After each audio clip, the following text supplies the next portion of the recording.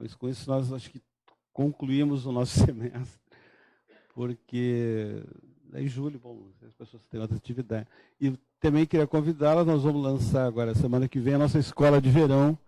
Verão para nós é um estado de espírito, né? Então, embora hoje esteja fazendo um dia de verão, que será sobre epistemologias mundiais, vai ser no final de julho, vai ser logo divulgado, estão todos convidados. Então, eu queria ter a satisfação de apresentar os nossos palestrantes.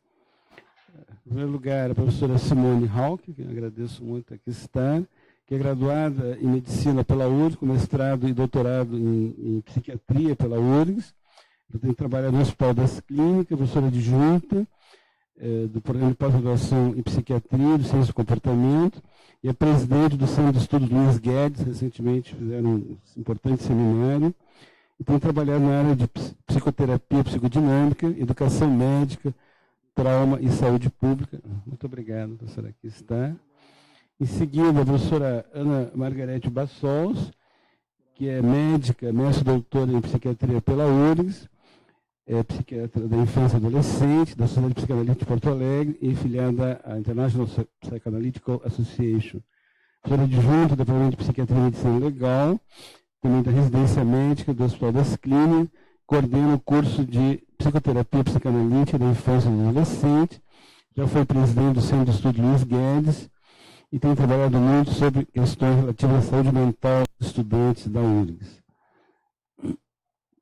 E atualmente coordena o projeto de extensão Pega Leve, que inclusive estará aqui em setembro, eu espero. Então, muito obrigado. Em seguida, a professora Gisele Gus Manfro, que é também graduada em Medicina, com doutorado em Ciências Biológicas e Bioquímica pela URGS, professora de Departamento de Psiquiatria e coordenadora do Programa de Pós-Graduação em Psiquiatria e Ciências do Comportamento e Neurociências. Ela coordena o Programa de Transtorno da Ansiedade do Hospital das Clínicas e Transtorno de Ansiedade na Infância e Adolescência da URGS Hospital das Clínicas, é chefe do Centro de Pesquisa Clínica do Hospital das Clínicas, foi diretora científica da Sociedade de Psiquiatria do Rio Grande do Sul, editora Journal Trend of Psychiatry and Psychotherapy, e foi fellow no Massachusetts General Hospital Harvard University. Ela é do Conselho Editorial da Revista Brasileira de Psiquiatria e também revisora de vários artigos, tem trabalhado, então, na área de transtorno de ansiedade e pânico. Então, muito obrigado por estar aqui. E, finalmente, o professor Félix Henrique Paim Kessler, graduado em Medicina, com mestrado e doutorado em Psiquiatria e Ciências do Comportamento pela URGS, professor do Departamento de Psiquiatria e Medicina Legal, do Programa de Pós-Graduação. Ele coordena o Centro de Pesquisa em Álcool e Drogas do Hospital das Clínicas e também mestrado profissional em Álcool e Drogas. E já foi chefe da Unidade de Psiquiatria e de Adição do Hospital das Clínicas. Fez fellowship na University of Pennsylvania, em Kentucky, National Institute on Drug Abuse. Tem trabalhado na área de HIV, AIDS, cocaína, crack, abuso de dependência de drogas. Também trabalha no Centro de Saúde Luiz Guedes. É revisor de revista científica, editor associado das Psychiatry and Frontiers in Psychiatry, e tem uma série de trabalhos nessa área. E muito obrigado por estar aqui. Então, hoje eu espero que nós saímos daqui direto ou curados ou para o São Pedro. Mas então, vamos ver. Muito obrigado. Muito obrigada, José Vicente. Obrigada pelo convite. Eu acredito que esse tema ele é extremamente relevante. Eu espero conseguir deixar um pouco claro o porquê da relevância. Eu acho que ele oferece uma interface entre as questões individuais e institucionais que é muito propícia para que a gente possa melhorar o clima nas nossas instituições. Então, eu vou tentar falar um pouquinho sobre os fatores de risco e proteção e as estratégias de enfrentamento do burnout. Primeiramente, deixa eu descobrir como é que se passa o slide.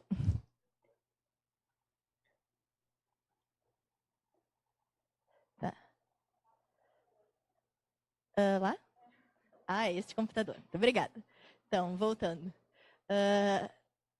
Enfim, então a gente vai falar sobre o burnout um pouquinho, sobre o impacto da tecnologia e informação, que quem trabalha com isso acredita que é um fator muito importante nessa epidemia de crescimento de taxas de burnout que a gente tem visto. A questão da cultura institucional, qual é o papel, então, da cultura da instituição no adoecimento, né, do burnout e depressão, ansiedade e outras doenças.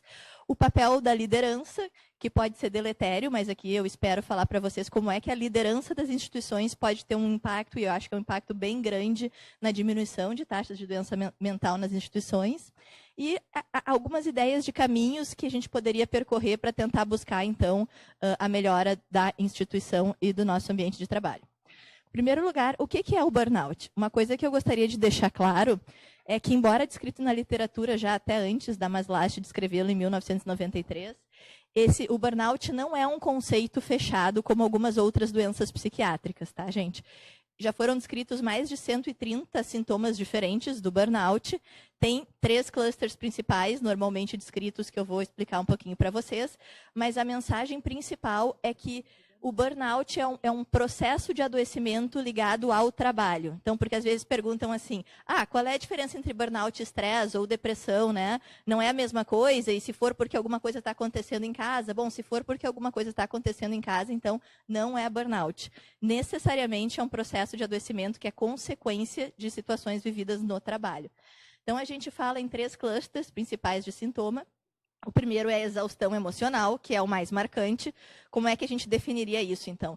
Eu, por exemplo, eu tenho que fazer um esforço gigantesco para chegar no final do meu dia de trabalho. Meu trabalho passa a ser um fardo. De manhã, para acordar e ir trabalhar é difícil. Eu me sinto cansada, eu já não tenho mais vontade de ir trabalhar. O segundo cluster de sintomas tem a ver com um nome que a gente que trabalha na área considera que não é um nome bom para isso, que é despersonalização, por enquanto, tá? Porque despersonalização em psiquiatria é outra coisa, mas aqui é mais no sentido de desumanização. Eu começo a ficar tão cansada, frustrada, insatisfeita, que eu não consigo mais me conectar com o meu cliente, com meus colegas. Por exemplo, os médicos têm taxas de burnout altíssimas, às vezes perto de 50%, dependendo da especialidade do local. Eu começo a não conseguir me importar com meus pacientes. Vocês imaginam como isso é um problema? Um professor não consegue se conectar com os alunos. Então, essa dificuldade de se conectar com o sentido do trabalho e com as pessoas que estão no trabalho. E o terceiro cluster de sintoma, a gente chama, então, de diminuição da realização pessoal. Claro, eu não me sinto mais realizada com o meu trabalho, eu não entendo por que eu estou fazendo aquilo, eu começo a me sentir com a minha autoestima baixa. Então, os sintomas principais para identificar o burnout giram em torno dessas 3 questões. Não sei se vocês sabem, mas a OMS recentemente incluiu o burnout na sua lista de doenças ocupacionais.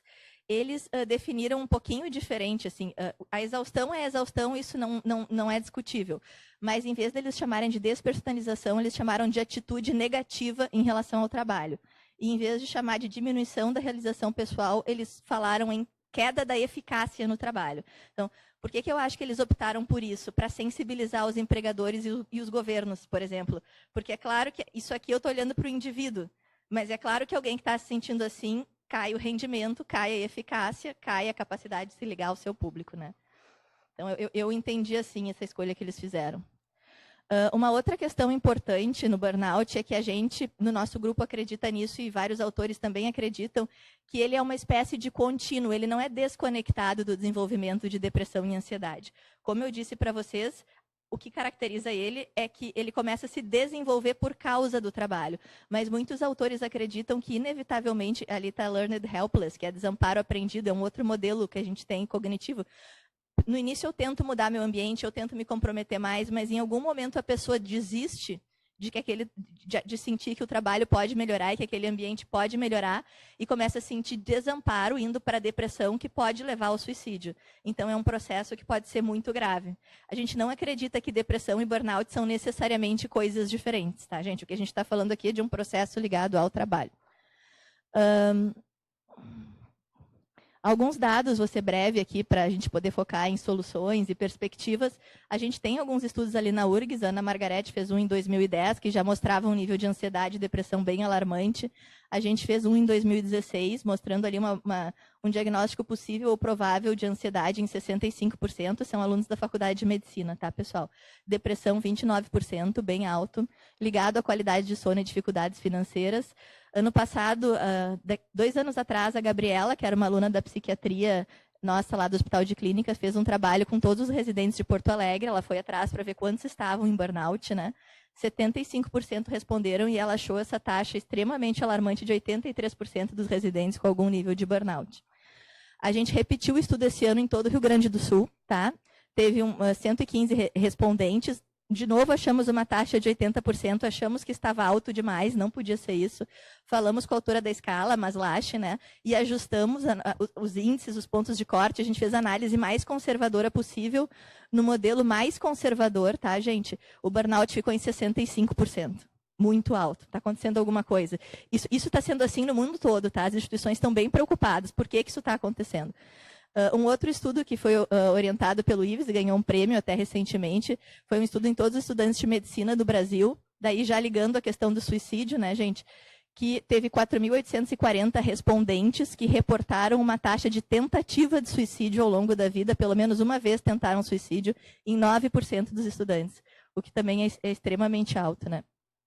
Então, como eu tinha dito para vocês, todos os estudos no mundo estão demonstrando que essas taxas estão subindo e as pessoas estão adoecendo no seu trabalho ou por questões relativas ao trabalho. Volto a lembrar que é um conceito complexo, ele não é tão definido como outras doenças psiquiátricas, mas, de qualquer maneira, é um sinal, um sinal vermelho de que a gente tem que tentar entender o que está acontecendo. Agora ele se empolgou aqui. E agora? Vou precisar de ajuda, mas vou falando enquanto isso.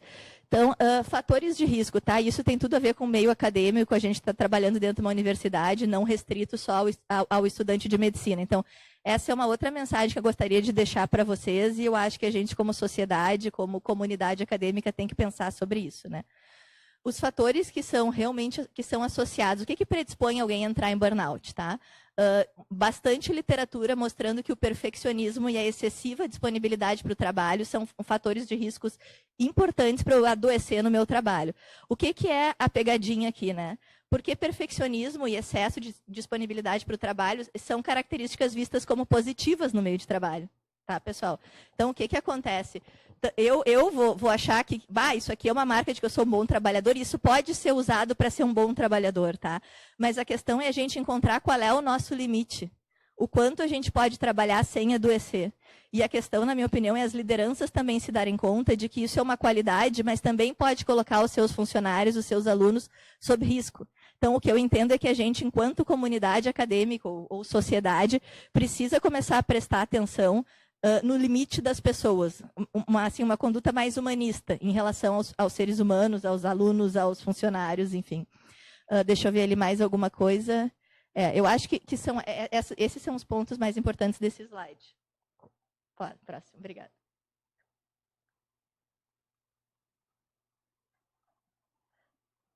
Não sou só eu. Bom, claro que, né, o meu prévio também é muito importante. Se eu já tenho uma história de depressão, de ansiedade, se eu já sou mais vulnerável, eu também tenho um maior risco. Uma outra questão, isso eu estou falando do slide anterior, mas está bem assim, não tem problema. Uma outra questão que é um grande fator de risco é sexo feminino. E por que vocês acham que é, né? Inclusive, por exemplo, o abuso de álcool está aumentando vertiginosamente na população de médicas mulheres, em vários estudos no mundo demonstrando isso. Porque as mulheres, elas são perfeccionistas não só com o seu trabalho, mas com o seu papel de mãe também. E culturalmente ainda fica muito em cima das mulheres essa questão da responsabilidade pela casa e pela família. E se eu sou uma pessoa super preocupada com o próximo, quero dar meu melhor, tá? Eu provavelmente vou ser uma boa médica, mas eu também vou me colocar sob risco de me deixar tão em segundo plano que eu posso adoecer. Eu também tendo a aceitar demandas que são exageradas das chefias e das instituições, tá? Então, as mulheres, eu acredito assim, claro, as mulheres têm mais ansiedade também, mas tudo aponta para que a questão desse equilíbrio entre família e trabalho coloca as mulheres sob maior risco. Isso é uma outra coisa que a gente tem que estar atento. Então, no ambiente de trabalho, começando a falar do que pode, no lugar que a gente trabalha, contribuir para a gente adoecer, né? Abuso de poder, assédio moral, né? A questão de como que as chefias lidam, como elas vão falar com as pessoas, ou como que elas lidam com isso. Assim, por exemplo, ficar super orgulhoso, eu sou perfeccionista, assim, sou uma médica. Eu trabalhei 3 dias seguidos, eu não dormi, eu fiz plantão sem parar, como eu sou uma boa médica, entende? A gente tem essa cultura ainda. Vou dar o exemplo da medicina, porque é a minha área de trabalho. Então, intervalos insuficientes de repouso durante o trabalho. Falta de controle sobre o trabalho. Então, isso também é uma dica para administração e chefias. É muito importante envolver, né, os alunos ou os funcionários nos processos decisórios que lhes implicam. Então, assim, simplesmente tu ir trabalhar e receber as ordens de cima para baixo funciona pior. E para as empresas, o que tem se mostrado é que é muito melhor quando os funcionários são envolvidos nas decisões. Pode. Então, assim, por que está tendo essa epidemia de burnout no mundo todo, tá, gente? Por que ela é tão complicada em alguns lugares? A gente entende que a onda tecnológica tem muita responsabilidade nesse sentido, porque a gente não tem mais férias e nem descanso. Se a gente pensar, a gente tem o WhatsApp, eu acho uma grande maldição, tá, para a gente que trabalha. Ele conecta, mas ele desconecta também. Ele nos desconecta da atenção do que a gente está fazendo, ele nos coloca demandas 24 horas por dia, e-mail, mesma coisa. Outra questão aqui, mudanças na área da medicina, na administração e regulação, convênios, por exemplo, né? E aumento exponencial da informação. Antigamente a gente tinha os livros lá para estudar, mas hoje, se eu vou entrar na internet, no Google, eu posso ficar 24 horas pesquisando o assunto e ele não se esgota. Então, aí também uma busca de limite, sabe? Saber procurar o que procurar e qual é o meu limite. Quanto eu preciso realmente saber. Pode passar. Então, estado da arte, essa questão que eu falei. Quanto tempo já foi, Gisele? Tá contando? Não sabe? Tá. Então, infinito? Beleza, vamos lá. Então, taxas crescentes, a gente tem no mundo todo, como eu estava dizendo, de adoecimento relacionado ao trabalho. A gente já tem algumas intervenções desenvolvidas, mas é muito difícil de implementá-las. Um exemplo para vocês, agora não vou me lembrar exatamente qual era a profissão e o contexto, mas N empresas disponibilizam, então, momentos de meditação, ou uma pausa para o exercício, ou um grupo, e os funcionários não comparecem. Porque, na verdade, não adianta tu oferecer a intervenção se tu não mudar a cultura de que tu deveria estar trabalhando o tempo todo e que, por exemplo, ir numa meditação ou numa intervenção de exercício é associado a algum demérito.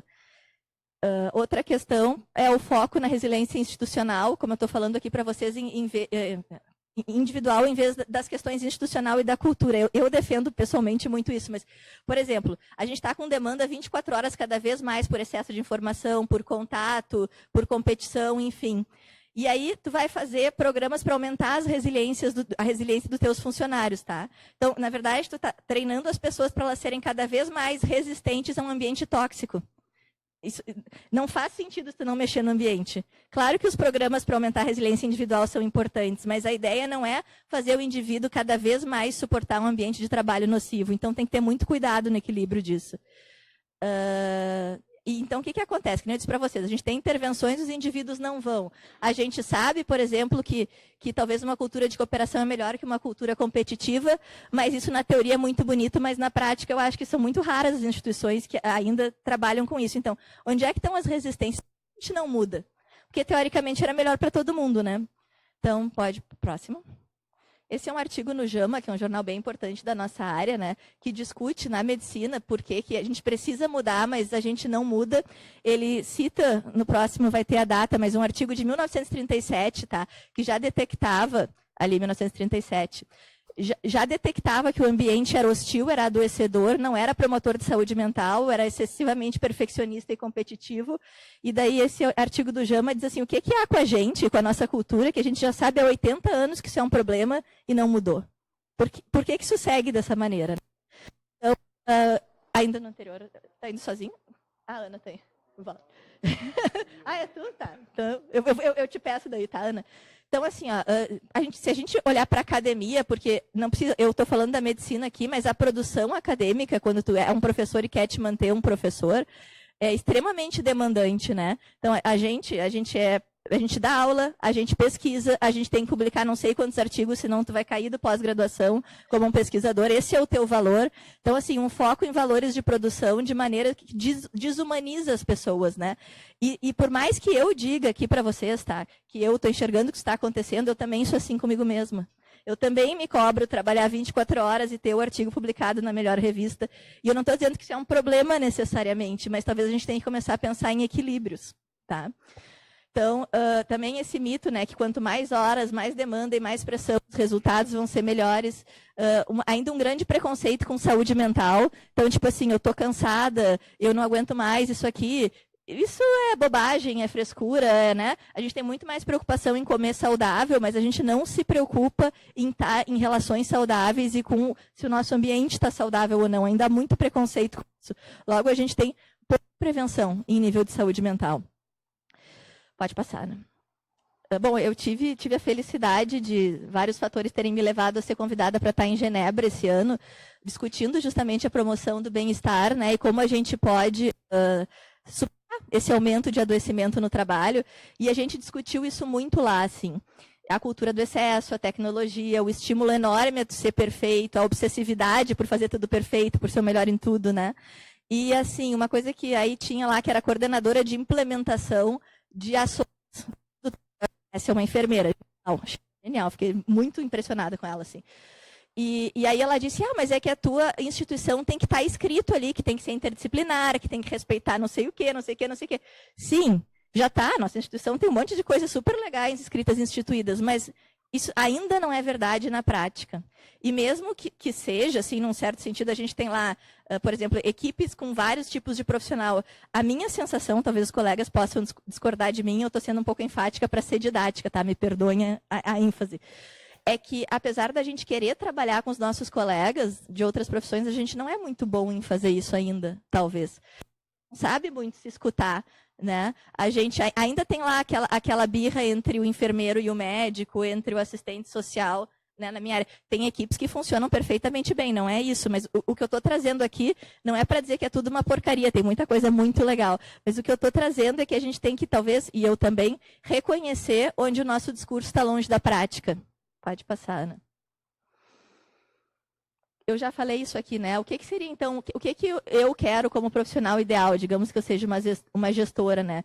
Acabo criando uma alta demanda por perfeição interna e externa, perfeccionismo e devoção excessivas, né? Que aí é da minha área da psicanálise, mas que são os onipotentes contra a vulnerabilidade, acabam sendo como características positivas, e como eu já disse para vocês, elas, na verdade, colocam os profissionais em risco. E daí, assim, claro que é bom um médico ser perfeccionista em algum nível, ser obsessivo, estar preocupado em não deixar passar nenhum exame. Isso é legal, isso é importante. Mas qual é o limite? Né? Essa é a pergunta. E profissionais, bom, a gente como médico, então, médico é o pior paciente do mundo, de modo geral, né? A gente não busca ajuda ou quer teimar, que a gente pode lidar com tudo sozinho. Então, a gente demora muito a buscar ajuda e a pedir ajuda porque a gente se sente falhando dentro dessa cultura do perfeito e da onipotência que eu estou trazendo aqui para vocês. Próximo, Ana.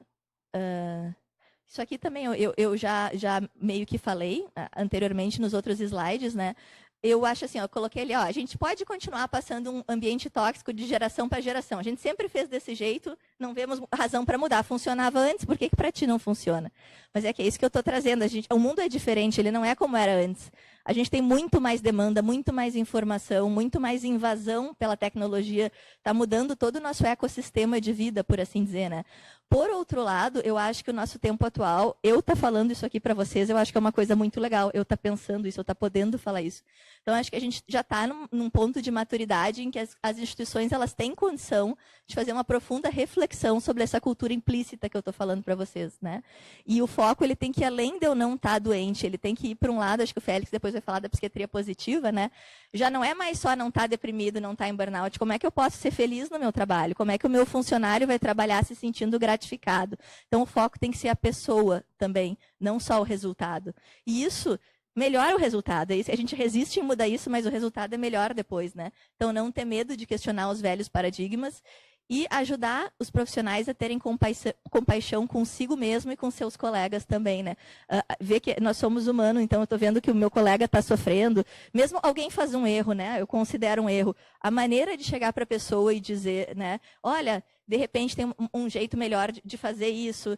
Evitar ficar falando mal dos colegas pelos corredores, ficar criando situações negativas. Por quê? Isso reflete para a gente, nós somos parte da cultura. Esse é o nosso ambiente de trabalho. Se as pessoas em volta da gente estiverem bem, a gente também vai estar bem. Então, esse é um outro conceito que a gente fala um pouco da autotranscendência, entender em que profundidade nós fazemos parte de organizações maiores, que não deixam de ser organismos também, e que se as outras partes estiverem bem, a gente também vai estar. Pode passar. Então, isso é meio que um resumo do que eu estava falando aqui, né? O cerne, que eu acredito e que a gente discute, é um shift na cultura. Tem vários autores veem isso de perspectivas diferentes, no sentido da cooperação. Então, por exemplo, há pouco até eu tive, a professora Gisele teve a gentileza de me passar o convite de ir no Jornal do Almoço falar sobre isso, né? Isso foi um negócio que o pessoal prestou muita atenção e achou muito legal. A gente ainda tem um cacoete de achar que se eu promover competição entre os meus alunos, competição entre os meus funcionários, os resultados vão ser melhores, tá? Mas a gente já está cheio de evidência mostrando que não. Se eu tenho 10 pessoas cooperando entre si, eu chego muito mais longe do que se eu tenho 10 pessoas competindo entre si. Parece tão lógico, assim, e é tão difícil para a gente mudar essa cultura. Então, na verdade, entender que isso aumenta a produtividade, não diminui a produtividade. Pode passar, né? Lideranças, então, né? Qual seria o papel das lideranças em fazer isso, né? Uma frase do Albert Einstein. Exemplo não é outra maneira de ensinar, é o único jeito de ensinar. Então, eu acho que a primeira coisa é a gente começar a refletir na gente mesmo. Onde é que eu estou sendo preconceituosa? Onde é que eu, talvez... Enfim, em todos os níveis das coisas que eu disse para vocês como líderes, né? Porque, que nem eu disse, claro que eu trato vários médicos, por exemplo, eu tento ajudar. Quem sabe põe lá no teu WhatsApp que tu vê, dependendo da especialidade, é pior ou não. Eu vejo o WhatsApp às 5 da tarde todos os dias e não nos finais de semana, coisas assim. Ou horário para responder e-mail, tá? É algum limite, porque dependendo, as pessoas recebem mensagem 24 horas por dia. Elas não conseguem brincar 20 minutos com os filhos pequenos porque vem um WhatsApp de um paciente. E aí, esse perfeccionismo que a gente tem, essa cobrança. E se eu não olhar esse WhatsApp e esse paciente morrer? Então, assim, aí agora, trazendo isso para o nível... Então, é difícil tu mudar isso em nível de indivíduo se a gente não começar a discutir isso em nível de cultura e de grupo, assim, né? Para que a gente saiba que não está normal tu ficar respondendo mensagem 24 horas.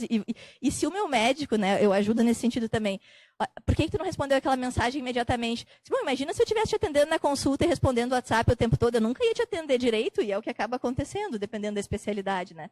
Exemplo da minha área, certamente acontece em outras. Então... Esse pode passar, né? Eu acho que já dá para... Isso também da questão, o que seria uma boa liderança que a gente discute, né? Quem tem essa linha de pensamento que eu estou trazendo para vocês, claro, né? Não sou dona da verdade, a minha maneira de ver de alguns autores que pensam parecidos. Que as soluções que funcionam mesmo, elas têm que vir de baixo para cima, tá? Eventualmente tem alguma coisa que tu vai ter que fazer de cima para baixo, né? Mais emergencial ou não. Mas, por exemplo, a qualidade de vida do pessoal da lavanderia está uma porcaria. Eles estão adoecendo, estão faltando ao trabalho. Quem é que vai saber como é que o trabalho, como é que pode ser melhor? O pessoal da lavanderia, né? Não vou eu chegar lá e dizer, acho que se eu botar não sei o que nesse canto vai melhorar a tua vida. Então, ouvir os funcionários e os alunos em todos os níveis, assim. E aí, claro, precisa ter um líder para organizar e implementar, mas ele precisa estar em diálogo permanente. Até porque se a gente propõe coisas para as pessoas que elas não fizeram parte da decisão, elas dificilmente aderem. E também diminui aquela coisa que eu falei de ter algum controle sobre o trabalho que está associado à satisfação com o trabalho. Pode passar.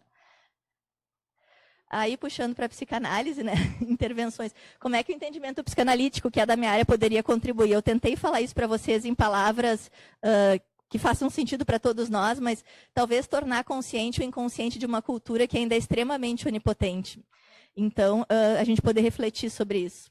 Pode passar, né? As armadilhas do sistema e a rede cultural. Isso... Por exemplo, porque isso que eu falei para vocês, todos nós vivemos nessa cultura imersos e presos. Tem uma teia de aranha, porque às vezes a gente tenta se sacudir, mudar alguma coisa e leva pau, né? É difícil mesmo, é difícil mudar as coisas.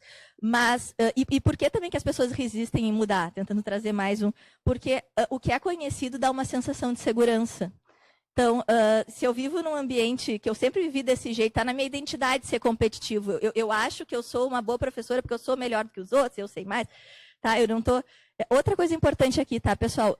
Não funciona em nada apontar culpados ou ou se vitimizar. Não é disso que eu estou falando. Eu não estou dizendo o fulano lá que é arrogante, é culpado pelo sistema ser assim. Todos nós temos responsabilidade. Porque isso é um sistema em que todos nós somos atores em algum nível e a gente está interagindo com os outros o tempo inteiro. Então, não é os professores tiranos são os culpados. Não, eles também estão aprisionados nesse sistema por alguma razão. Se eu sou um professor tirano, que porcaria, eu não queria ser. Porque se tu acha que tu precisa manter os seus alunos controlados por medo, imagina com quanto medo tu vive. Porque né, pode virar a qualquer momento. Então, identificação com o agressor. São modelos que a gente propõe diferentes, mas mudar é difícil, gente. Mudar parece que tu está pulando num precipício, assim, às vezes. Mas eu gosto muito de trabalhar com isso e pensar que isso é possível. Pode passar, eu acho que está bem para o fim. Uma outra questão. O nosso grupo fez agora a pesquisa, acho que a Gisele vai falar sobre pesquisa depois, né? A gente está pesquisando isso que eu trouxe para vocês de várias maneiras, tentando pesquisar, tá? E o que a gente tem se dado conta é que só pesquisar já muda o ambiente. Porque quando a gente faz lá um instrumento, por exemplo, ali, ó, me sinto mais cobrado do que ajudado pelos meus professores e preceptores, isso é para residência que a gente fez. Foi extremamente associado a burnout, tá? Só para dizer. Mas só das pessoas pararem para se perguntar isso, porque as pessoas nem se perguntam. Então, a pesquisa como transformadora do ambiente. Pode passar, Ana. Isso aqui é uma outra pesquisa que a gente está fazendo, que é com os alunos da Faculdade de Medicina, é uma pesquisa qualitativa. Tem várias coisas muito interessantes, eu trouxe uma afirmação deles para ilustrar o que eu estou querendo dizer, né, sobre carreira. Aí um aluno falou, é sobre as expectativas que temos. Nós achamos que devemos ser os melhores, devemos fazer tudo, devemos participar de todas as atividades, tirar as melhores notas, nunca perder uma aula. Está dentro de nossas mentes como se fosse a verdade. Então, essa é a sensação. E aí uma outra coisa que foi bem legal de um aluno que participou, as gurias fizeram, a que está fazendo doutorado fez o convite, daí o aluno imediatamente, eu sempre quis conversar, pensei, ai meu Deus, tem alguém que quer nos ouvir, nós iremos, eles ficam bem felizes. Então, trouxe essa ilustração porque ouvir os alunos é importante, ouvir os funcionários é importante. Então, eu acho assim, ó, a gente só vai conseguir melhorar isso se a gente conseguir se escutar, né? E não entrar em disputas, mas sim como é que nós juntos podemos colaborar para fazer isto aqui ficar mais tolerável e melhor para todos nós. Melhora para um, melhora para todos. É sempre assim. Pode passar, Ana. Isso é uma fotinho do meu grupo de pesquisa lá. Teve um pesquisador nos visitando agora, o Gabar, que é muito grata a ele pela mentoria. Então, esse é o pessoal que está trabalhando nessas questões que eu trouxe para vocês. Acho que era isso. Obrigada.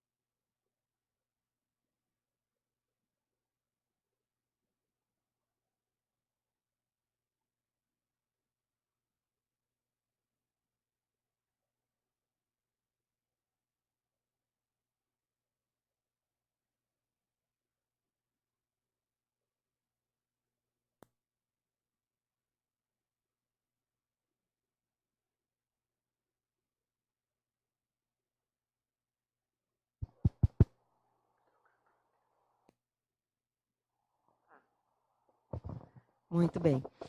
Então, é interessante essa pesquisa do Azevedo, em 2013, mostrando que 29% dos estudantes recebem algum atendimento psicológico, 9% recebem atendimento psiquiátrico, mas, estranhamente, 11%, quer dizer, mais do que o número que consulta, usam medicação psiquiátrica. Então, também usam medicação psiquiátrica sem receita, sem prescrição, provavelmente de um colega que emprestou a Ritalina para estudar, melhorar a atenção, e acompanhamento psicopedagógico em torno de 10%. O problema dos transtornos mentais comuns, como a gente chama, de ansiedade e depressão, chegam no nível de 35% no estudante, não só no Brasil, mas no mundo também. Ideação suicida, que é um problema que tem acontecido, não só ideação, como suicídios completos, vocês têm sabido disso. Plano suicida, tentativa de suicídio aqui menor do que nos residentes, como a Simone trouxe antes, Então, as coisas vão piorando conforme vai passando o tempo e vai aumentando o nível de exigência. Então, aqui um estudo mostrando que 80% dos estudantes de medicina com problemas de saúde mental se sentem pouco apoiados. Então, foi pensando nessa questão do apoio para os estudantes que estão com esse sofrimento que surgiu o Pega Leve, que eu vou falar a seguir. Porque aí parece que está tudo muito bem, está pegando fogo, mas está tudo muito bem, ninguém notou nada, só aumentou um pouquinho o calor, Hoje nem está um dia frio, Bom, então qual é o papel da universidade, Nós estamos aqui como 5 professores aqui nessa mesa, imagino que tem outros aqui na plateia, outros assistindo, e a gente faz parte dessa universidade que quer sempre crescer e fazer o melhor, não é? Então, algumas atividades que a universidade pode e deve fazer, e a gente está se incluindo nisso, são fazer programas supervisionados de treinamento de habilidades, psicoeducação, combater o estigma também da procura por atendimento, fortalecer os fatores de proteção e hábitos saudáveis de vida, e também detectar e encaminhar precocemente os casos de maior risco. Então, o Pega Leve surge principalmente para tentar ajudar o estudante universitário. Ele começou com estudantes de medicina, cresceu, e nós temos que agradecer aqui publicamente a oportunidade de estarmos já no site da URGS também, UFRGS/Pega Leve, vocês podem ver mais detalhadamente. Aqui é uma foto do nosso grupo, o Daniel, lá da esquerda, a Ana Carolina, a Simone, que é vice-coordenadora, eu, coordenadora, e o Daniel, e o Franco, desculpe, quando o ano passado a gente ganhou um prêmio no Salão de Extensão aqui da universidade. Então, esse é a estrutura do projeto, que parte de uma campanha publicitária, com palestras também do Pega Leve para vários locais que nos demandam esse pedido. Já participamos também da Semana da Saúde Mental, o treinamento de gatekeepers, que são pessoas que podem, então, fazer essa seleção, e o Pega Leve é um pouco de cada uma dessas coisas. Então, aqui uma campanha publicitária que aconteceu em São Paulo, também que a gente usou com a ajuda deles, a aceitação deles, a imagem que é feita por um estudante universitário, e alguns temas desses problemas que os universitários enfrentam são trazidos nesses posters, lembrando que precisamos falar sobre saúde mental na universidade. Você não precisa se equilibrar sozinha na vida, Então, aqui também, numa universitária. Aqui é uma poesia que a Ana Carolina, que é do nosso grupo, fez sobre ansiedade. Então, a gente também está recebendo poesias, imagens, fotos, o que for. A gente tem também uma página no Facebook e uma no Instagram também, onde a gente posta as nossas atividades. Ele é um projeto de extensão vinculado à Universidade Federal do Rio Grande do Sul. Esse ano ganhamos uma bolsa de extensão, é a primeira bolsa, até aqui era voluntário, esse trabalho dos nossos alunos. E aqui, como eu estava comentando com vocês, para saber tudo o que acontece no Pega Leve, acesse o nosso site. Então, será que eu preciso de ajuda? A primeira pergunta é essa. Quem precisa de ajuda? Eu? Será que o meu colega precisa de ajuda? O que está acontecendo? Então, para isso, a gente pode ajudar a encaminhar e ajudar a mostrar, através do mapa Pega Leve, onde existem as instituições, não só as instituições públicas, mas também temos instituições particulares, principalmente de formação de psicoterapeutas, que também cobram a baixo preço, e a pessoa pode procurar esse atendimento. Tratamentos a preços acessíveis ou proporcionais à renda. Então, as palestras a gente faz sob demanda. Temos já mais de 500 pessoas já foram atingidas, já receberam essas informações. Muitas atividades nos institutos federais, nas universidades federais e particulares. Também concurso das áreas biológicas, exatas e humanas, tanto com alunos da graduação como da pós-graduação. E o ano passado também eu participei de um evento com professores universitários. Foi muito interessante também e veio também toda a demanda dos professores preocupados com seus alunos de pós-graduação, que eu sei que depois a professora Gisele vai também falar sobre esse tema. Aqui, na Semana da Saúde Mental do ano passado, a gente aproveita aquela questão do Setembro Amarelo, que é mundialmente conhecida como a prevenção ao suicídio, e nós também embarcamos nessa semana fazer essa atividade. Foi muito interessante o ano passado, veio bastante gente, pouquíssimos alunos da medicina, dava para contar nos dedos. A grande maioria de outras faculdades foi assim uma surpresa para nós que outros alunos se interessassem. Foi uma tarde inteira. E até o Félix participou, né, Félix? Lembra? Então, essa questão dos gatekeepers são os alunos que vão abrir as portas para ajudar aqueles que estão em risco. E como fazer isso? Preparando, conectando, entendendo, oferecendo ajuda e criando uma rede. A Simone mostrou aquela teia de aranha, tão bonita aquela imagem, eu teria colocado aqui também. Mas é uma rede, né? Essa é a questão de rede. E a gente espera muito que vocês hoje aqui, como audiência, né, dessa mesa, possam também servirem como multiplicadores. Os módulos são o seguinte: no primeiro, a gente discute como é que é o ambiente acadêmico hoje, como é que a universidade, como é que ela está e como é que é a universidade que a gente quer para o futuro, o que a gente quer desta universidade que é a nossa. Como eu posso melhorar a minha rotina? O número 2. Como identificar nos colegas e em mim sinais de risco? Onde buscar ajuda? Às vezes é um aluno que começa a render menos do que rendia, começa a sumir de aula, começa a faltar, começa a se fechar, não vai mais a festas ou começa a beber. Algum sinal que os colegas podem perceber, já ficarem alertas, né? Então, mas ao mesmo tempo, isso aí não é suficiente, né? Como falar com esse colega, como escutar esse colega em situação de vulnerabilidade? Isso é muito importante. E como melhorar a minha rotina também para torná-la menos estressante. Então, esse é outro aspecto que o nosso trabalho com os alunos tem ensinado, tentado mostrar. Então, o que faz um monitor do Pega Leve? Ele percebe sinais de alertas em si ou no colega. Se for em si, ele vai pedir ajuda para o colega. Ele ouve de forma aberta e sem julgamentos. É uma questão assim de como escutar o colega, como saber, sensível ao que ele está falando, como dar também informações fora do senso comum sobre saúde mental.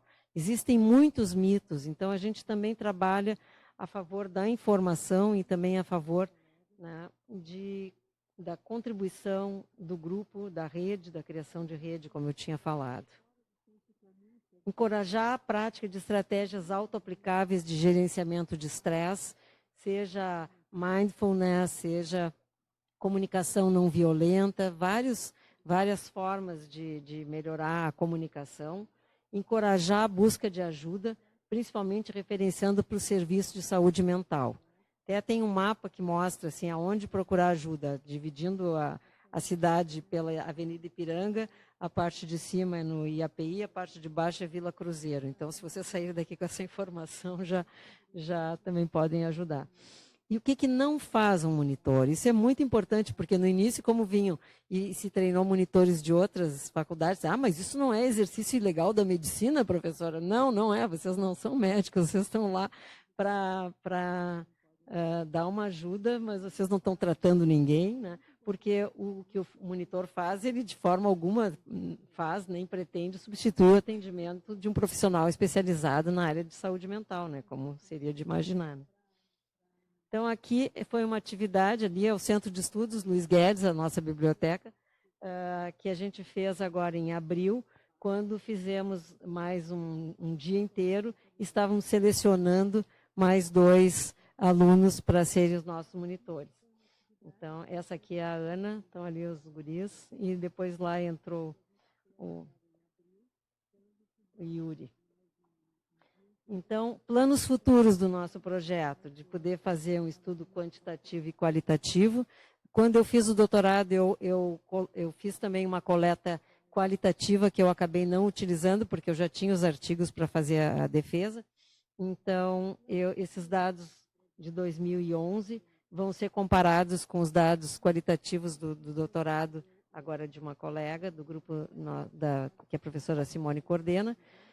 Estamos também planejando construir materiais para o ensino à distância, para a educação continuada, com workshops também de mindfulness, aquisição de habilidades sociais, gerenciamento de tempo.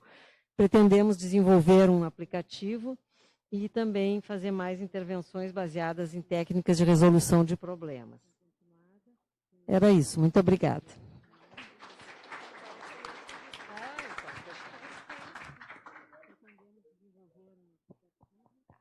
Então, muito obrigada.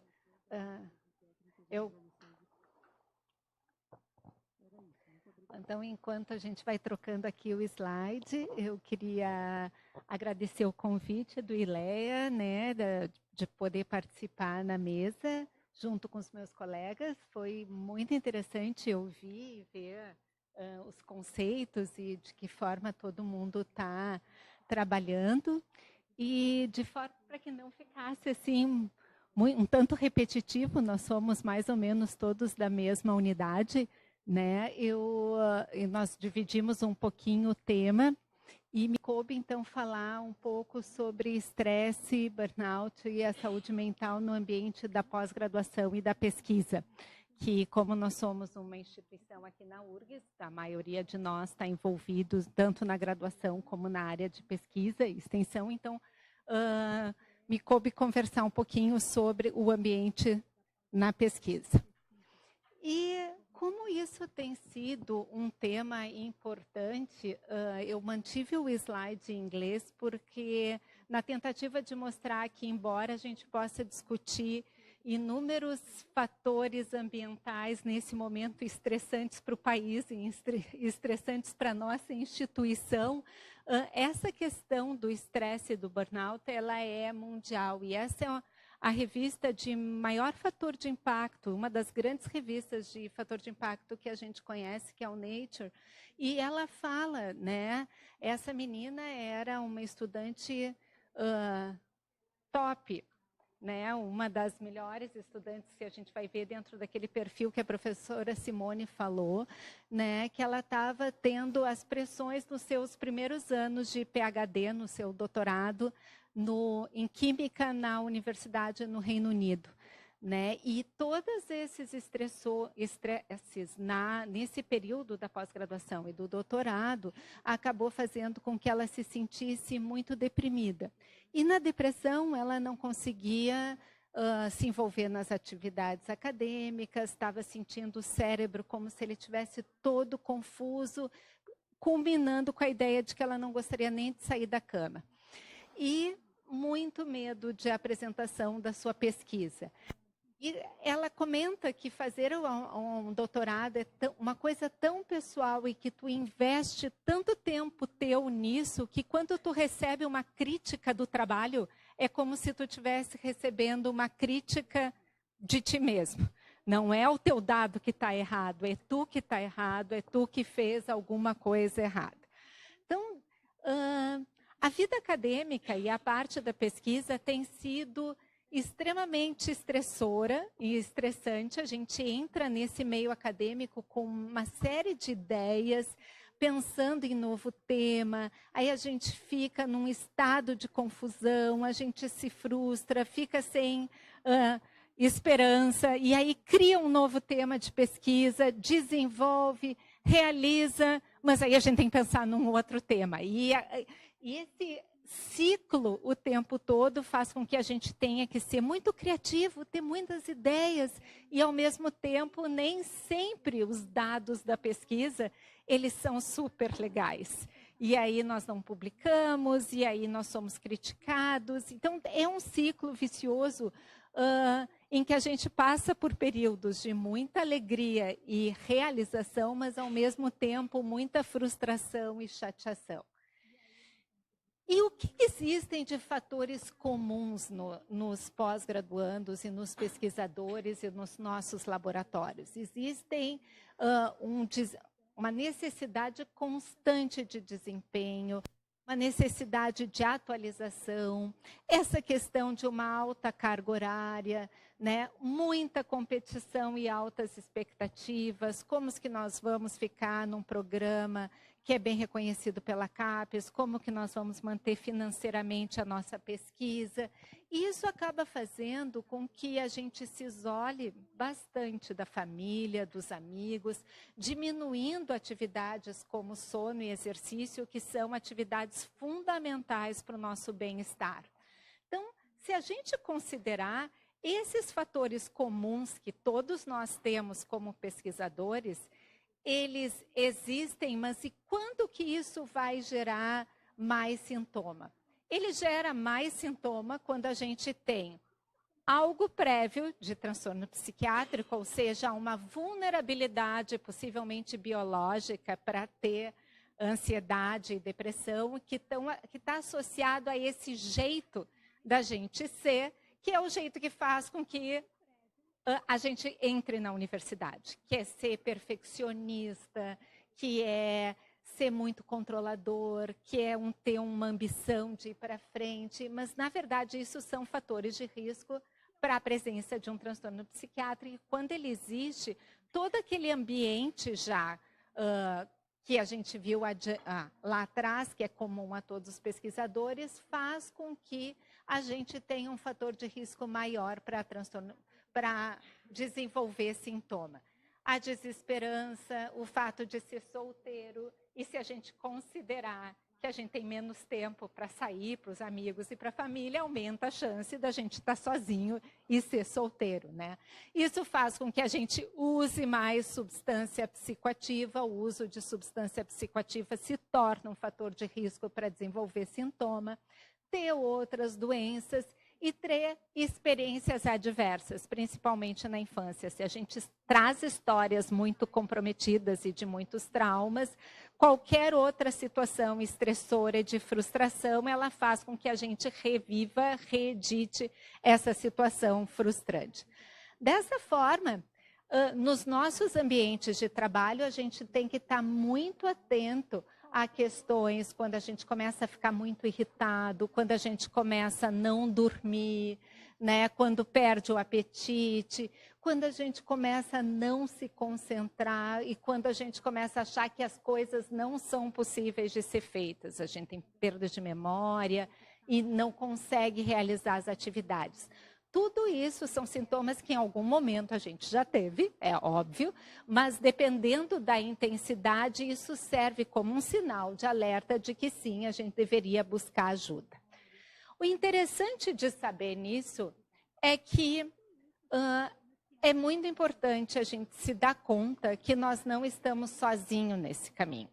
E dentro disso, até essa mesma revista Nature e a própria Science também já alertou isso como pesquisadores, que no momento em que os pesquisadores começaram a relatar que eles próprios já tiveram situações de burnout, de estresse, de ansiedade, de depressão, o fato disso não ficar personalizado, se eu tenho isso, eu não sirvo para coisa, ele é extremamente importante. Então, acho que essa possibilidade da gente estar aqui conversando sobre isso e abrindo as portas de um universo que às vezes a tecnologia, que é isso que a Simone comentou antes, faz parecer que é tudo muito belo. Né? Vocês já viram, é que nem foto de Facebook, né? Todo mundo só está na praia, está se divertindo e a gente fica pensando o que nós estamos fazendo aqui. Então, a vida, às vezes, das mídias virtuais, ela é muito mais bonita do que o que a gente tem quando a gente está no campus, quando a gente está na universidade, quando a gente está estudando ou quando a gente está no laboratório e a gente imagina que só nós passamos por esse sofrimento que uma boa parte das pessoas em algum momento já tem. Então, assim, existe uma crise, na verdade, de saúde mental na pós-graduação, que ela é extremamente importante e ela é mundial. Quase a metade dos alunos ou das pessoas envolvidas na pós-graduação e na pesquisa apresentam sintomas de ansiedade e de depressão. E é importante saber que quando a gente consegue balancear a vida, digamos, o trabalho e a vida, esses sintomas diminuem. Ou seja, quanto mais a gente prioriza, e não quer dizer que em momentos da vida a gente não vá priorizar mais uma coisa ou mais outra, mas quanto mais a gente puder conhecer esse balanço entre a vida pessoal e a vida profissional, mais capaz a gente vai ser de não ter sintomas que nos deixam disfuncional no trabalho. E isso é extremamente importante porque também do ponto de vista de supervisão e orientação e da forma como os laboratórios funcionam e os grupos de pesquisa funcionam, quanto mais a gente puder ter uma orientação suportiva e positiva, com reforços positivos dos alunos, mais o aluno vai se sentir menos sintomático e mais capacitado e validado para as coisas que ele tem vontade de fazer. Então, se sabe que a ansiedade vai ser menor quando o orientador puder prover mais mentoria, reforço positivo, né? Todas essas características vão auxiliar a redução dos sintomas.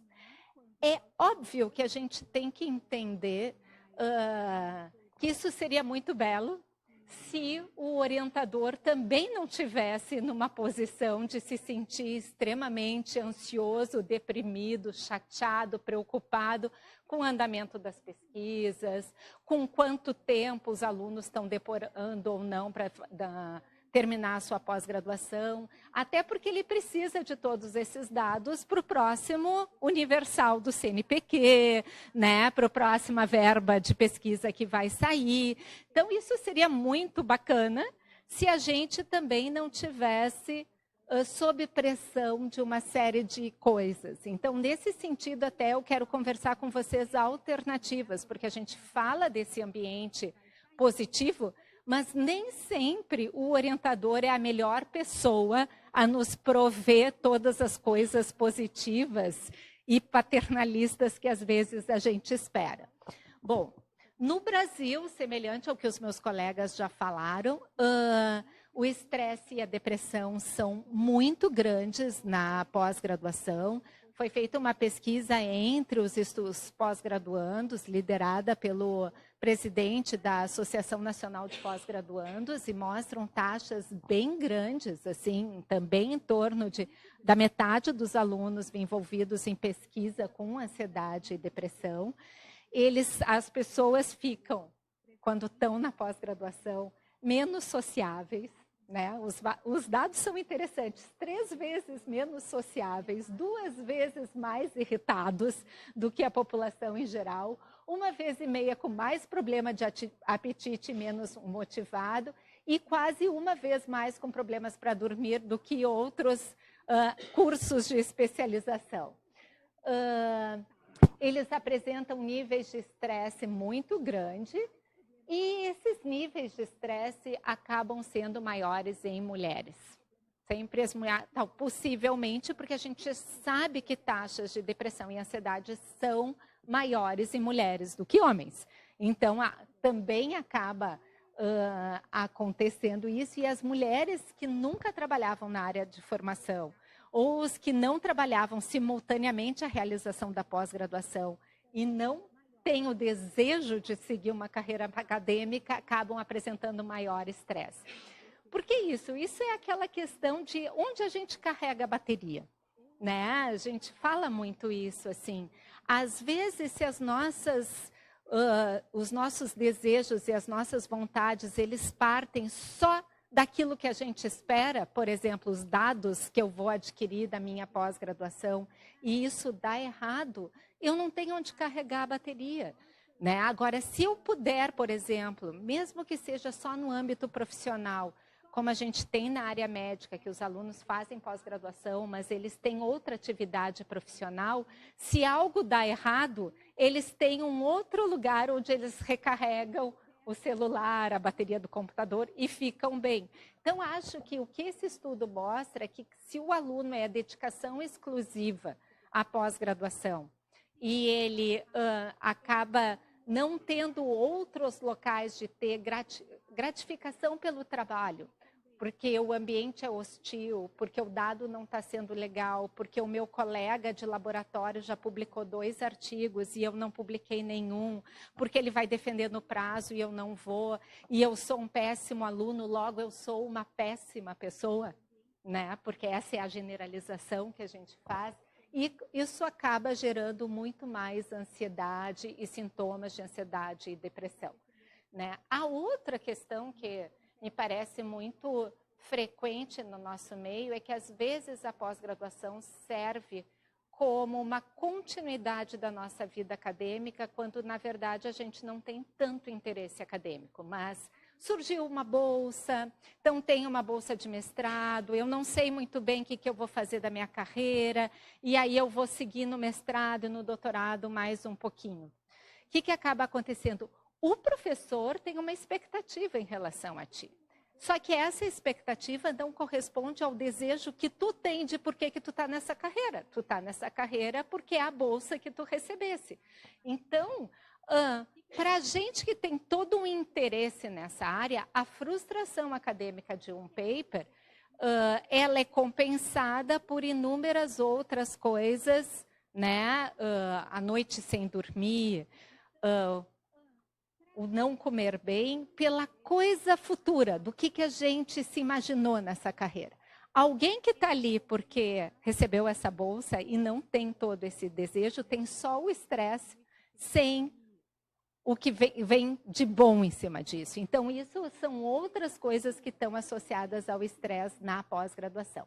Então, assim, as dificuldades, na verdade, percebidas pelos pós-graduandos têm muito a ver com essa questão de como é que tu vai compatibilizar o estudo com a tua vida pessoal e familiar, como é que tu vai sobreviver financeiramente no momento em que tu trabalha com a pesquisa, como é que a tua pesquisa vai sobreviver e como é que tu vai sobreviver, né? O tempo para estudar, a pressão para publicação. E existe uma cultura na academia que é aquela no pain, no gain. Ou seja, eu preciso sofrer. Se eu sofro, é porque tá bom, é porque eu vou conquistar coisas. Então, o sacrifício da vida pessoal, ele é exaltado, na verdade, como um meio para alcançar a excelência. Eu só sou bom se eu sofrer. Talvez tenha a ver um pouco com a nossa cultura de culpas e coisas que a gente carrega, que a gente, para conquistar alguma coisa e receber aplauso, a gente tem que ter sofrido muito, tem que ter valido a pena passar pelo purgatório, né, para chegar lá. E essa é uma questão de o mercado de trabalho está muito ruim. Qual a expectativa que a gente tem? A gente faz tudo isso, no final das contas, para quê? Onde é que a gente vai se posicionar do ponto de vista do mercado de trabalho? Quantas a universidade vai dispor de vagas, outras instituições? E se eu não trabalhar no meio acadêmico e for trabalhar em outro local, tem vaga para mim? Tem vaga para a minha área de trabalho? Né? Eu, assim, com muita tristeza, tenho visto muitos alunos excelentes que terminam o doutorado e vão prestar concurso. concurso público para qualquer coisa, fiscal de não sei o quê, né? E as pessoas estão ali investindo anos da profissão, a gente gastou dinheiro público na formação desses recursos humanos para a pessoa depois fazer um concurso numa área em que não necessitava todo o conhecimento que essa pessoa teve. Então, assim, a questão do mercado de trabalho é muito ruim e a questão da competição acadêmica fica complicada, uma vez de que a gente tenha que começar a discutir qual é o prestígio que a academia tem nesse momento. Nesse momento também é muito discutível, né, em todas as mídias, o que a academia faz, o que a universidade forma e qual é o prestígio que a gente tem em ser professor, em ser pesquisador, em ser orientador, versus o que está sendo comentado e discutido, e qual o recurso financeiro, né, e que fomento de pesquisas a gente vai ter nesses próximos anos, que são situações muito difíceis. Mas a saúde mental é importante, a gente tem que ir atrás dela, né, em todos os ambientes e principalmente nos nossos laboratórios, nos nossos grupos de pesquisa. Talvez conversar sobre essas coisas e esses sintomas que a gente tem, essas desesperanças e essas frustrações seja realmente importante, e a promoção de saúde tem que ser a partir de discussão de temas que às vezes os alunos comentam entre si. Eu não sirvo para isso. Eu sou muito pior do que todos os meus colegas, né? E de que forma a gente pode tentar ajudar? A ideia é que se possa ter grupos de apoio, grupos de suporte, né, ter alunos de fora que possam ajudar os alunos que estão passando por esse momento, tipo os pós-docs, pessoas que já passaram, que têm um outro momento de vida. Na verdade, nesses outros locais que eu andei estudando, no Reino Unido, nos Estados Unidos, os alunos fizeram um grupo de suporte. Eles fazem grupos de ajuda, podendo se mostrar... acho que como o pessoal faz dos mentores, como é que eles chamam? Os monitores, né? E tem uma linha de crise, sabe? Tipo SOS, tipo CVV, quando a pessoa não está bem. Então, eles criaram uma linha de crise, em que tu vai ligar e dizer, olha, eu estou pensando em largar tudo. E aí a pessoa vai conversar contigo, será que é isso mesmo, né? E aí tem a questão de quem é a pessoa adequada para a gente conversar. Porque nós imaginamos que o orientador deveria poder entender tudo o que está acontecendo. Mas eu vejo a figura do orientador, assim, às vezes, como figura de pai e de mãe. A gente entende, mas a gente não aplaude o tempo inteiro. Como pai e mãe, a gente coloca limite, a gente fica bravo, a gente fica frustrado, a gente fica chateado. Então, eu imagino que o orientador, ele passa pela mesma situação, até porque muitas vezes ele também está com a corda no pescoço de uma série de prazos e deadlines e financiamento e recurso. Então, fica a discussão se sim, se o orientador é a melhor pessoa. Em várias outras instituições, conseguiu-se ter um local de atendimento, como se fosse um escritório de manejo para os pós-graduandos. E esse escritório de manejo, ele poderia fazer um coaching, que seria uma orientação para a vida e para a área profissional. Tu, de fato, quer fazer isso, tu quer trabalhar na pesquisa, tu quer trabalhar na pós-graduação. Vamos discutir junto quais são as tuas potencialidades de trabalho. Vamos já ver, durante a pós-graduação, aonde que tu pode te inserir, numa indústria, numa outra instituição, no Instituto Federal, onde que tu pode ir indo. E esses escritórios de planejamento de carreira são muito importantes. Às vezes, a gente, como orientador, tenta fazer um planejamento de carreira, mas é muito difícil a gente fazer um planejamento de carreira com um aluno quando a gente não é neutro. Porque a gente também quer que a pesquisa ande, esse aluno é bem legal, tu quer que ele continue como teu aluno de doutorado, como teu aluno de pós-doutorado. Então, talvez ter uma pessoa externa que pudesse ajudá-lo profissionalmente é interessante, assim como um local externo em que a pessoa possa falar das suas dificuldades pessoais. Porque também falar das dificuldades pessoais com o orientador, às vezes tu fica muito inseguro do que o teu orientador pode pensar de ti, né? Então, é importante esse escritório, quem sabe a gente começar a pensar como programa de pós-graduação, em escritórios de desenvolvimento de carreira, que possa compartilhar as experiências, aumentar o acesso ao serviço de saúde, e uma mudança cultural, né, que é o que a professora Simone estava falando desde o início, que tem a questão da detecção dos sintomas, que é a mudança do julgamento, da forma de como a gente trabalha, ficar no laboratório, ficar no grupo de pesquisa até mais tarde, isso é o sinal de competência, né? Eu saí daqui às 10 da noite, fiquei no campus aqui do Vale, saí às 10, quase fui assaltado, mas parece que isso ressalta o quanto tu, de fato, tu é capaz naquilo que tu faz, né? E a questão da competição entre grupos, que eu acho que é uma coisa que a gente tem que começar a trabalhar. Quais são as dicas, na verdade, para ter um grupo de pesquisa mais produtivo e que pode estar numa escalada ascendente nesse momento em que a gente tem escassez de recurso e outras situações desse tipo?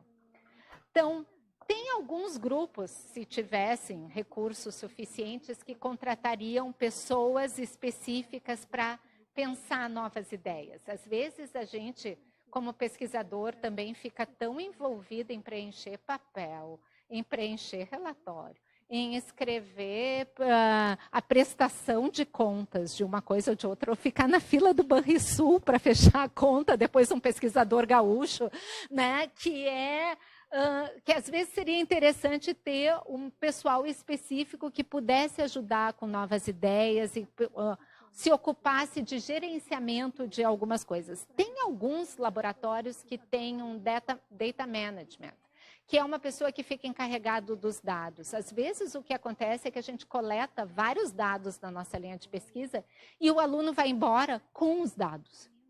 E tu não sabe onde é que foi parar o banco de dados. Ele não passa, ele brigou contigo, aí ele levou os dados embora, aí tu tem que responder para uma revista que veio, né? E tu não tem o dado. Então, essa situação de onde é que o dado vai ficar, o dado tem que ficar contigo, né?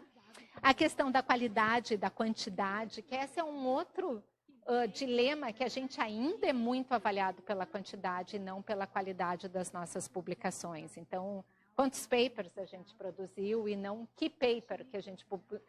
E mais que isso, não só a qualidade pelo fator de impacto da revista, mas o que tu escreveu que mudou, né? Onde é que mudou a tua ideia? O que isso, de fato, fez a diferença, né?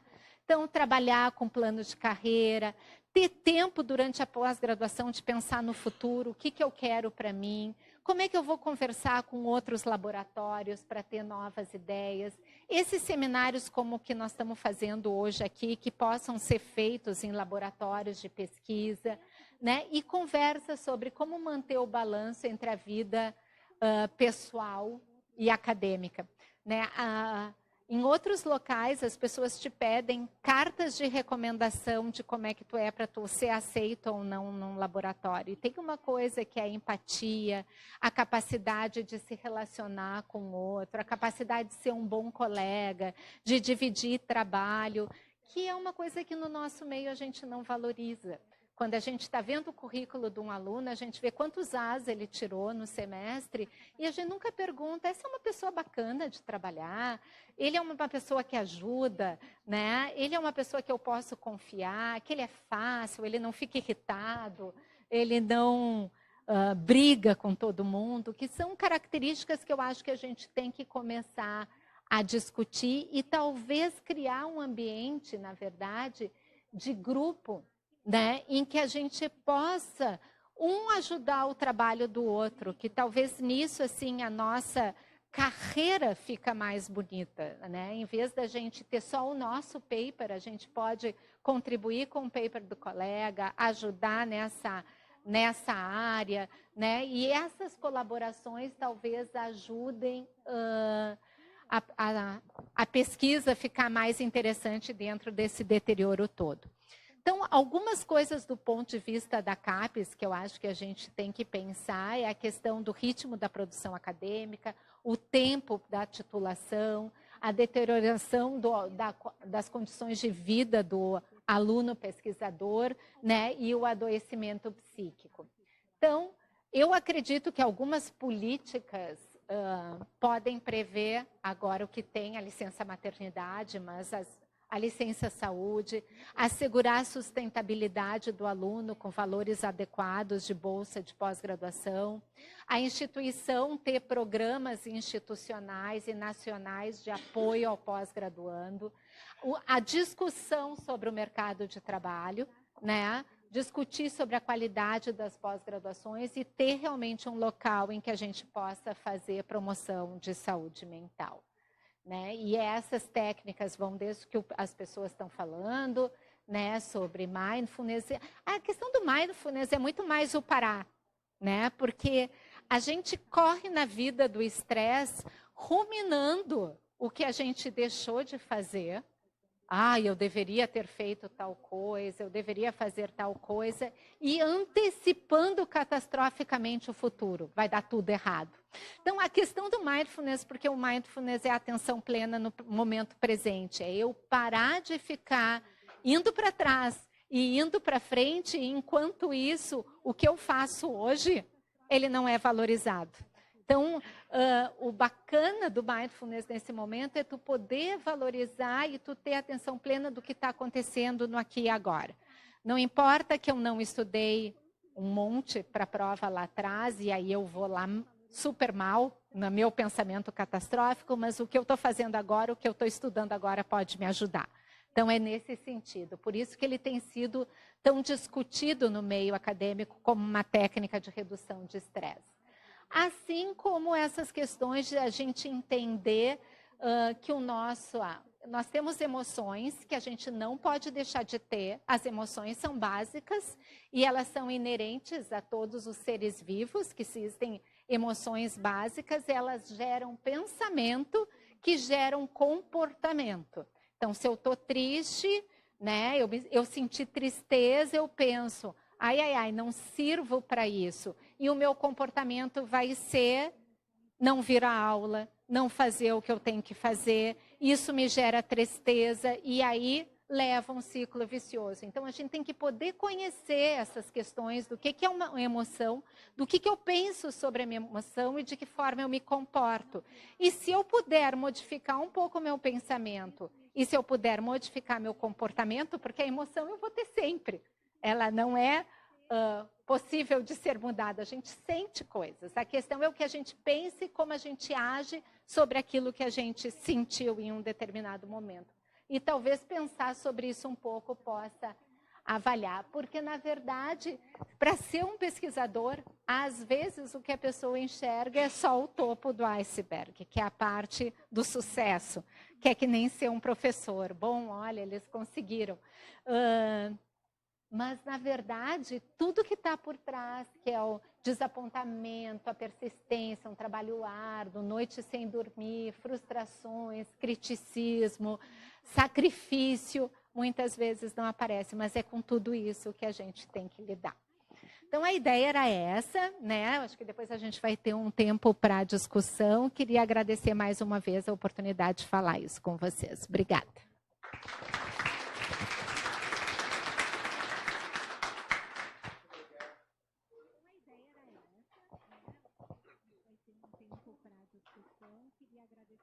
Bom, boa tarde a todos e a todas. Quero, em primeiro lugar, agradecer, então, o convite.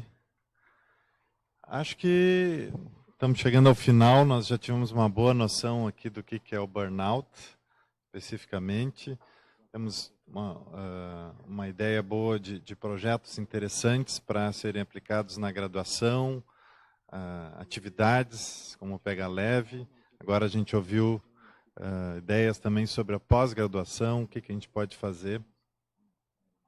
E eu gostaria de finalizar a nossa conversa pensando um pouco além, o que a psiquiatria pode oferecer a mais do que já vem oferecendo.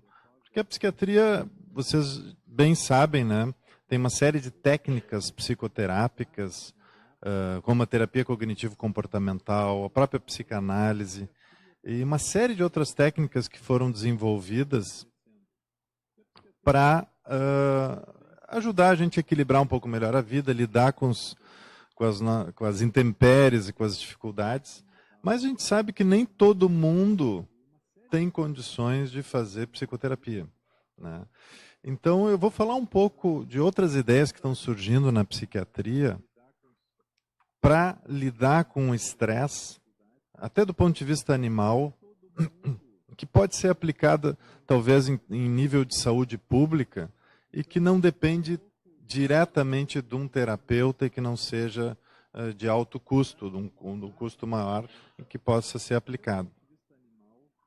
E por que eu entrei nessa área? Porque eu trabalho muito com usuários de drogas, então não quer dizer que todos eles tenham burnout ou sofram de burnout, mas na verdade praticamente todos têm um alto sofrimento psíquico, eles têm outras comorbidades, doenças, transtornos psiquiátricos.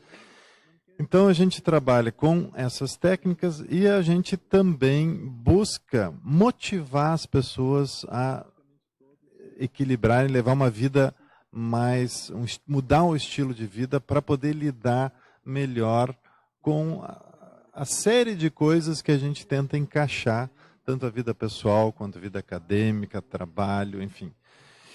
E então a psiquiatria positiva é uma das luzes que tem acendido aí na nossa profissão para a gente também lidar com isso. Então eu vou começar falando, a professora Gisele acabou de comentar sobre pensamento, emoção e comportamento. Eu vou começar falando, então, um pouco sobre a questão das emoções. Por incrível que pareça, né, nós trabalhamos muito com a cognição, conversando com as pessoas, com os pacientes. A gente ainda não tem, em termos de neurociência, uma boa noção do que são exatamente as emoções. A gente não consegue pegar, a gente não consegue medir claramente as emoções nos animais como um todo, a não ser no ser humano que a gente consegue perguntar o que elas estão sentindo e o que significa para ela aquele sentimento ou afeto. Mas a gente tem dificuldade de medir. Então tem surgido outras teorias, desculpa que está...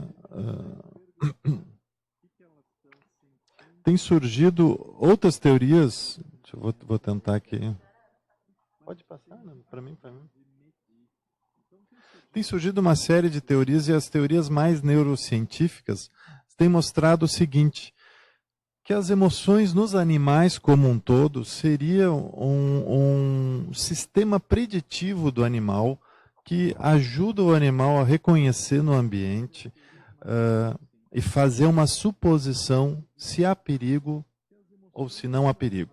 Então é como se a gente estivesse escaneando o tempo todo o que está acontecendo à minha volta, mesmo até dormindo através de sonhos, se eu estou sob perigo ou se eu não estou sob perigo. Então ela diz aí que as emoções seriam um sistema preditivo de suposições, como se fosse um achômetro. O que eu estou achando, o que está acontecendo? Então, quando a gente fala em burnout, a gente já está imaginando que parece que as pessoas estão enxergando mais perigo do que antes, se os índices estão aumentando. Mas onde é que estão essas emoções? Então a gente muitas vezes imaginava, então alguns respondem que estão no coração, estão no cérebro, na córtex cerebral, estão no sistema límbico, mas na verdade essas emoções, elas estão em todas as nossas células. Elas, assim como as memórias, elas não estão num lugar específico, parece que elas circulam por todas as células que estão conectadas. Então, as nossas memórias, a gente sabe que hoje em dia já se fala em memória celular, né? E não se encontra um órgão específico, se fala em LTP e outras moléculas, mas parece que as memórias também estão muito distribuídas. Então eu posso sentir, eu posso passar por uma situação específica e posso ter um formigamento na minha perna. E aquele formigamento para mim tem um significado e para outra pessoa tem outro significado. Eu posso ter uma dor no peito e achar que é um vazio, mas para o meu colega ele está achando que é um tédio. Então, o que a Lisa Feldman diz é o seguinte, que as nossas emoções, elas são construídas pela nossa cultura, pelo ambiente e pela linguagem.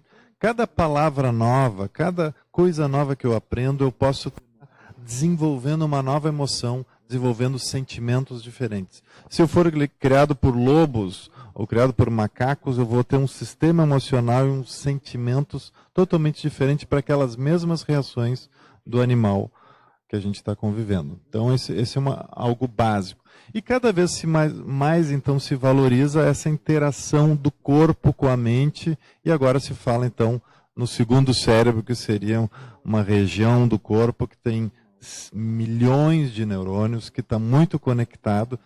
Então a gente está tentando entender melhor, inclusive através do estudo de bactérias que produzem inclusive serotonina, como é que essa interação se dá e por que nós estamos reagindo com mais medo. Então, aí nós chegamos no estresse do animal, e um estresse exagerado nós vamos chamar de burnout também, né, com todos aqueles sintomas que a professora Simone mostrou.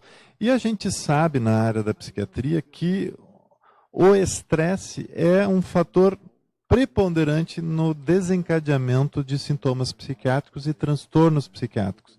Então, muitas dessas pessoas que hoje estão em burnout, elas podem desenvolver depressão, mas podem desenvolver pânico, elas podem desenvolver, podem começar a usar mais drogas, elas podem desenvolver uma série de outros, até esquizofrenia, se for, vamos dizer, ela tiver uma predisposição genética para isso.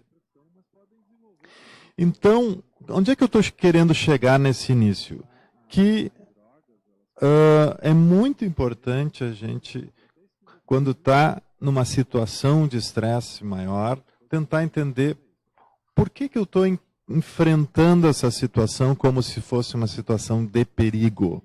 Será que a situação que eu estou passando é uma situação de perigo? Ali embaixo nós estamos colocando então, uma situação que é quase inequívoca, que quase todo mundo encararia como negativa, né? Porque é vida ou morte, né?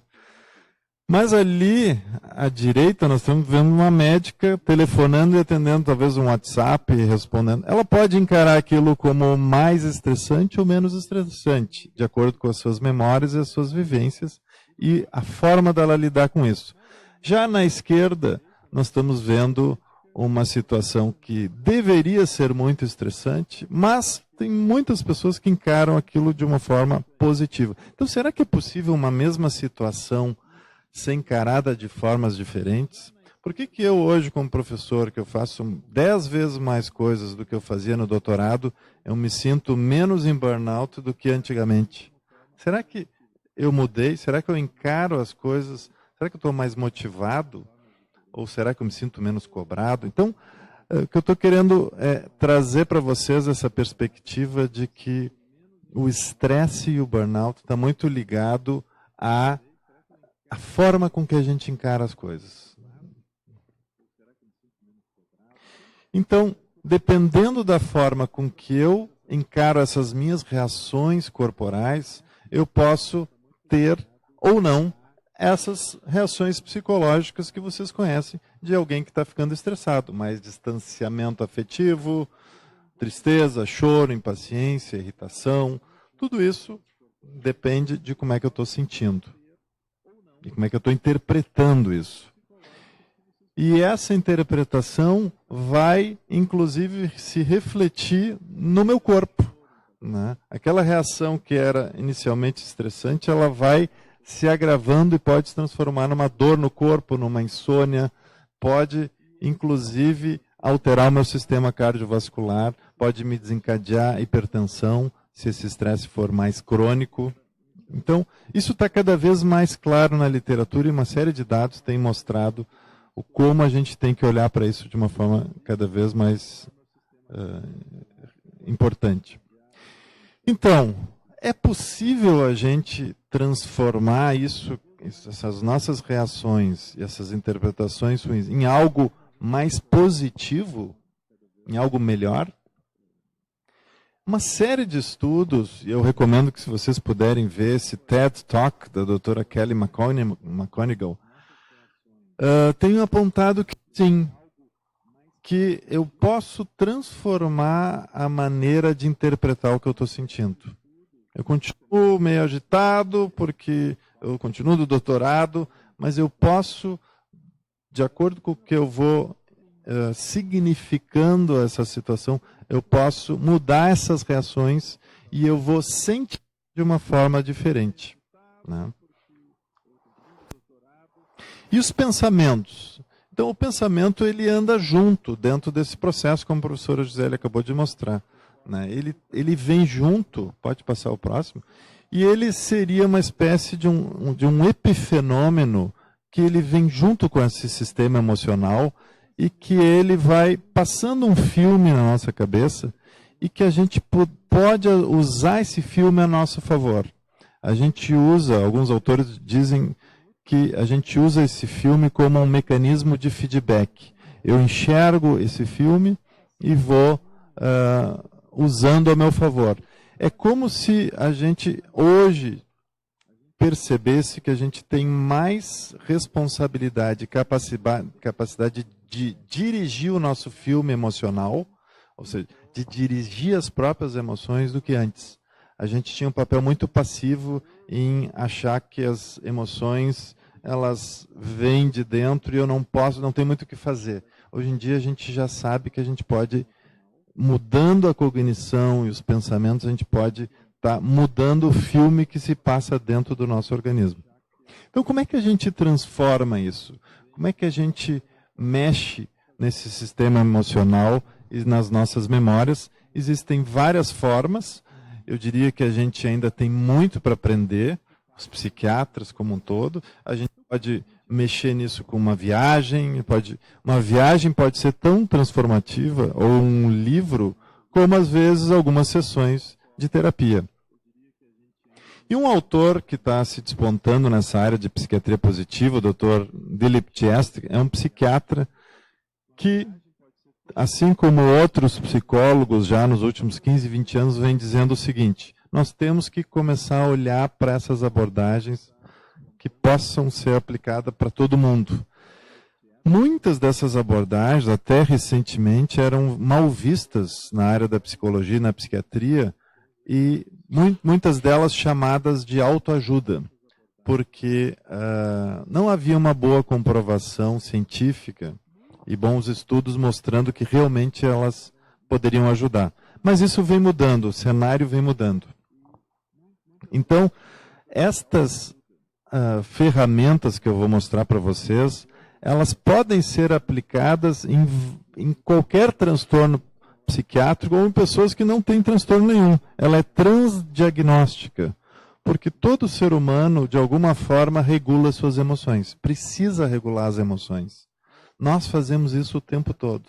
Nós estamos aqui, então, neste momento, tentando ficar calmo, tranquilo, aproveitar o que está acontecendo, ou não, pode ser que alguém esteja aqui meio estressado, preocupado com o tempo. Então, a visão da psiquiatria, ela tinha uma tendência a corrigir o que a gente via como distorcido, como desadaptativo, como se fosse do -5 até o 0. Né? Era aquela visão antiga da psiquiatria de que o paciente senta e o psiquiatra perguntaria: conte-me os seus problemas, dirigido diretamente para os problemas. Hoje em dia isso está mudando, então, em que os psiquiatras também querem buscar os talentos, as coisas positivas. Como é que eu posso tornar aquela pessoa melhor, mais feliz e desenvolvendo as coisas que ela já tem como positiva? Então, será que essa é uma nova visão? Olha, a gente pode dizer o seguinte, que muitos psiquiatras já usavam alguns desses conhecimentos, mas a gente não tinha boas ferramentas. Essas ferramentas estão começando a ser desenvolvidas, né? E então a psiquiatria e a psicologia estão ficando também mais positivas. Não que não fossem um pouco, dependia muito da personalidade do terapeuta. Uma das coisas mais interessantes desse modelo é que ele nos ensina a olhar a situação como um todo de uma forma mais transcendental. E não a gente ficar tão preocupado com o doutorado especificamente, mas quem sou eu neste momento de vida na humanidade, no planeta? Quem sou eu? O que um doutorado significa para o país, para a ciência, e não ficar preso a o que vão achar do meu artigo. Então, isso a gente chama de eudaimônico. E o hedônico seria os momentos específicos. Por exemplo, eu fui muito bem na banca. Isso é um momento, mas a minha vida é muito maior do que isso. Então, poder mostrar isso para as pessoas pode ser interessante. Então, existem vários modelos. Esse modelo PERMA é talvez o autor mais famoso, Martin Seligman, que ele fala em felicidade ou bem-estar, que a gente tem que desenvolver emoções positivas. Então, treinar. Aí eu vou começar a falar uma palavra que é interessante, que é treinamento. A gente pode treinar as pessoas a buscar mais emoções positivas. Isso não é tão complicado como a gente imagina, exceto em situações de pessoas muito deprimidas, né, que aí também não é tão simples, não é um livro que vai resolver. Mas a gente pode ajudar as pessoas a se engajarem em situações que vão trazer emoções positivas, ajudar a buscar relações sociais que vão trazer emoções positivas, a realizarem, cumprirem tarefas, mas principalmente a questão de ensinar a dar sentido positivo, especialmente para aquilo que é inevitável. No momento que eu estou aqui, é inevitável, eu estou decidido aí até o final, eu tenho que aproveitar a minha palestra, a minha aula, da melhor forma possível. Eu não posso estar estressado, eu tenho que ver isso como algo muito positivo, né? Então, será que a felicidade é algo treinável? Os estudos vêm mostrando que sim, que uma parte desse bem-estar a gente pode ensinar, a gente pode treinar. Tem uma fórmula da felicidade que rola na internet, mas tem alguns autores que discutem, que a felicidade seria a nossa expectativa versus a realidade. Se eu tenho uma expectativa muito maior do que a realidade com que eu vivo, eu geralmente tenho sofrimento psíquico. Mas se a minha expectativa condiz com a minha realidade atual, eu tenho a tendência a ter um bem-estar mental. O que essa autora Lyubomirsky afirma é que 40% do nosso bem-estar mental depende de como é que eu estou dando sentido à situação que eu estou vivendo. Não tanto a situação como um todo, o doutorado em si, mas como é que eu encaro o doutorado. Por isso que a gente encontra alunos de doutorado felizes e aproveitando o curso, enquanto uma outra parcela sofrendo até o final. Então, sentido mínimo é o ponto central da psiquiatria positiva. É qual é o sentido que eu dou para a minha vida e para as coisas que eu estou vivenciando agora. Então, voltando para a questão da aula aqui, qual é o sentido da vida, na visão desses autores? No meu momento atual, o meu sentido da vida é dar uma boa aula, numa perspectiva micro. Já numa perspectiva macro, eu também espero que o Brasil esteja bem, meus filhos estejam bem, o resto vá mais ou menos bem. Mas se alguém aqui disser que o campo está pegando fogo, o sentido da minha vida mudou. Eu vou ter que ter outra atitude, eu vou encarar isso. Mas nesse momento, então, o sentido, o meu bem-estar depende de como é que eu estou encarando tudo isso, no micro e no macro. Então, o bem-estar mental depende de uma série de fatores. né? Isso é bem estudado, tem vários domínios e autores diferentes apresentam isso de forma diferente. Mas eu destacaria aqui do slide, além desses, a questão do propósito de vida. Então, o sentido que eu dou está ligado ao propósito que eu tenho. Se eu quero ser pesquisador e você fazer um concurso para fiscal, eu posso estar muito frustrado, por exemplo. Vai me gerar muita frustração. Mas se não, se o meu concurso para doutorado, o meu doutorado, infelizmente, foi só para ter um certificado para contar para o concurso, né? Para mim pode ser bom, mas para o país talvez não seja tão bom. Então, o propósito de vida está muito ligado a esse bem-estar. Então, a gente finalmente já está tendo boas evidências aí de que as intervenções nessa área funcionam bem, tem meta-análises, inclusive. Pode passar. É muito difícil juntar os ensaios clínicos nessa área, porque cada um propõe uma intervenção diferente, né? Aqui a gente está vendo que tem efeitos positivos tanto em sintomas depressivos, como melhora subjetiva de bem-estar mental, mas não é uma panaceia que vai resolver tudo. Então, são ferramentas que a gente, na psiquiatria e no dia a dia, a gente vai poder usar.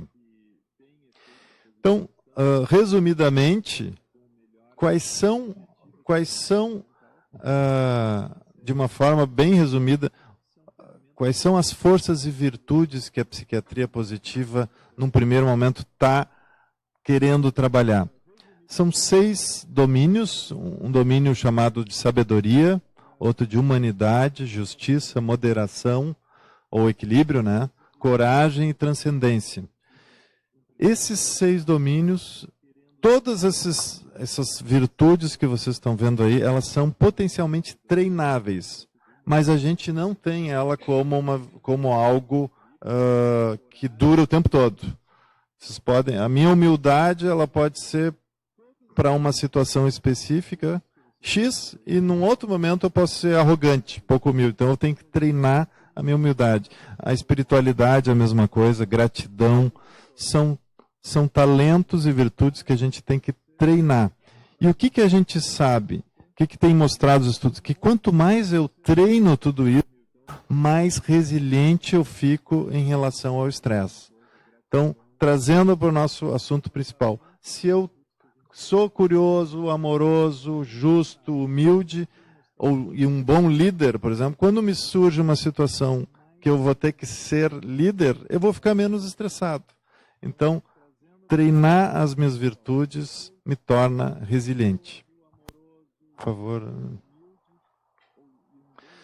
Para terminar, eu vou só dar 2 exemplos, então, do que tem aparecido mais na literatura. Esse é uma outra revisão que mostra que, de todas essas intervenções propostas, as 2 que têm mais evidência no momento são gratidão e otimismo. São as 2 que têm mostrado, porque são também as mais desenvolvidas. O que são essas intervenções de gratidão, por exemplo? Existem intervenções bem simples que a gente pede para o paciente ou para as pessoas, vocês mesmos, anotarem num papel diariamente a que situação que vocês são gratos, a que pessoas que a gente é grato, ao alimento, seja o que for.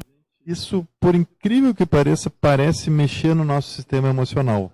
Os pacientes que aderem a essa intervenção nos dizem que eles passam a procurar ao longo do dia situações positivas para que eles possam agradecer no final. E encaram o dia de uma forma muito mais positiva. Que legal que eu fui trabalhar, enfim. Né? Existem aplicativos em inglês e que avaliam, inclusive, o humor das pessoas, e tem em português também, já que te ajudam a organizar isso, agradecer. E existem intervenções baseadas no otimismo, que, por incrível que pareça, ajudam os indivíduos a treinar as mesmas situações de uma forma mais positiva. O Martin Seligman diz, então, o seguinte, que a vida impõe os mesmos revés e tragédias, para o otimista e para o pessimista, mas o otimista, de alguma forma, consegue enfrentar com mais tranquilidade. Então, o enfrentamento otimista traz bem-estar para ele e muitas vezes no entorno. Para terminar, então, a professora Gisele comentou do mindfulness. Eu vou só salientar mais 2 pontos, que é o savoring e o flow. Então, savoring são treinamentos de poder saborear cada momento, não só o alimento, mas cada situação que a gente vive, de poder saborear, e tem técnicas para isso. E o flow, que seria, então, uma forma... Pode passar o próximo? Esse slide eu acho que é interessante. Ele tenta explicar o flow no sentido de que a gente, ao longo do dia, a gente vai recebendo tarefas e que quando ela é difícil demais, tende a me gerar medo e ansiedade. Quando é fácil demais, a gente tende a desenvolver tédio. E o flow seria esse caminho entre o tédio e a ansiedade, que muitas vezes um videogame consegue desencadear na gente, ou até um episódio do Netflix, do Game of Thrones, né? E que consegue nos tirar do pensamento e dos estressores do dia a dia. Então, a gente treinar o flow seria quase como uma medicação, aqui no caso, para aliviar o estresse e poder usar isso como uma ferramenta a nosso favor. Então, termino com uma última dica, que a gente ouça muita música, que saboreie de uma forma meditativa e de uma forma fluida. E com isso eu agradeço aí a atenção de vocês.